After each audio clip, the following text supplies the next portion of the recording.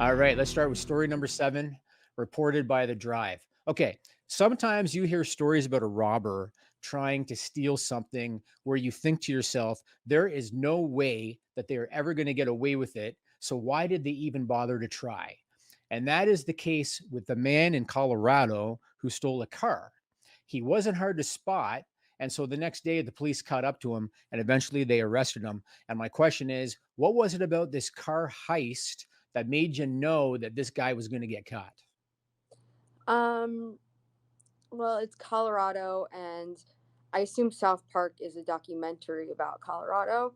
So I'm certain the car must have had some sort of like identifying factors that make it look ridiculous. Maybe it's not even a car, maybe it's a tank.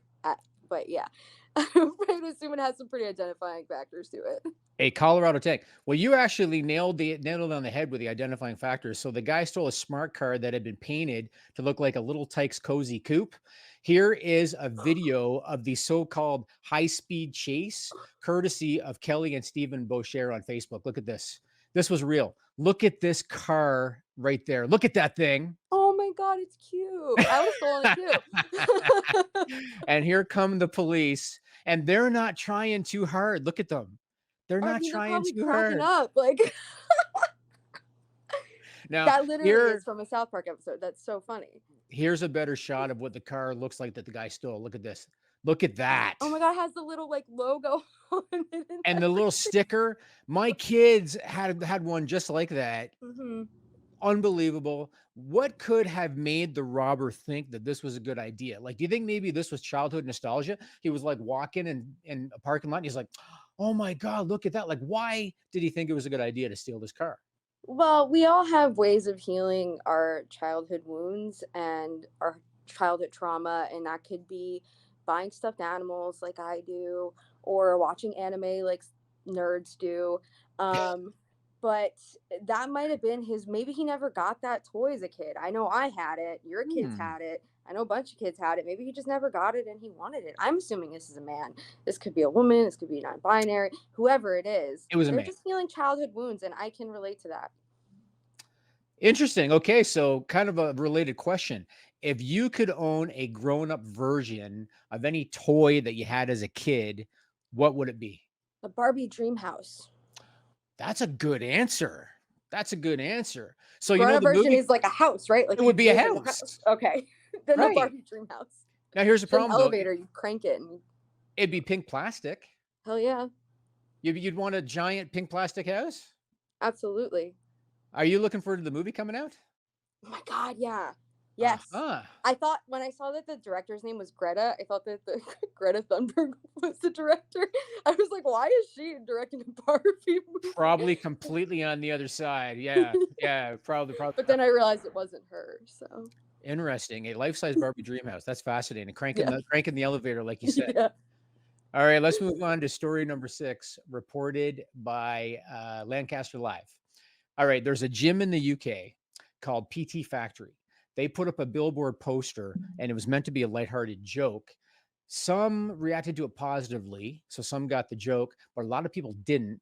And the billboard ended up getting vandalized. Any idea what that billboard said outside the gym that drew such a mixed reaction? Oh man, I don't know. Was the UK? This is the UK.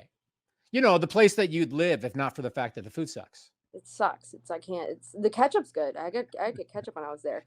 Um, fudge. What could it be? Maybe something about a wang. I know they talk about wangs a lot there, or like I don't know. Is it like penis related?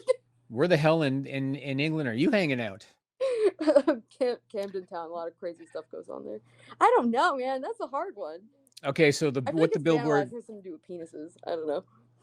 I mean, you're on the right podcast because we do stories about that, but in this case, what the billboard said that pissed some people off was the billboard said, "Tired of being fat and ugly? Now just be ugly." Here's a picture of the billboard.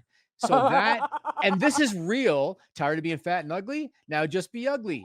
People were pissed off about that, and here is the aftermath after the angry people got done with it. There you Oh, go. boo. They could have done better.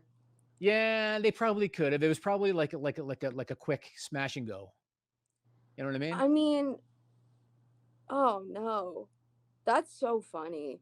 I mean, So like, I was going to ask you if that offends you or not, or if you think it's a joke. So you get the joke part of it. I got the joke. I mean, my dad's a really big guy, and he always makes fun of like um how heavy he is, right?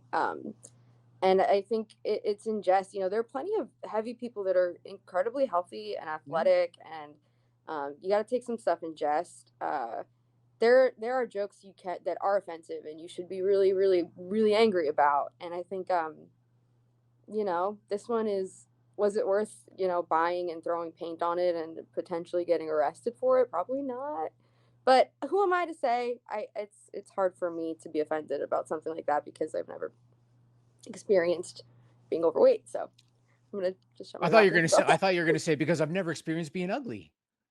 I look at my teeth, dude. Yeah, I've experienced being ugly. Well, question for you on this one. Have you ever posted something intended to be lighthearted, but it was taken completely the wrong way?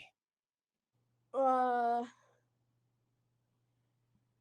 I think it was like something about my mental health. I was making a joke, like a lighthearted joke about it, and um someone took it really seriously and they were upset about that. They were upset that I was making light of mental health.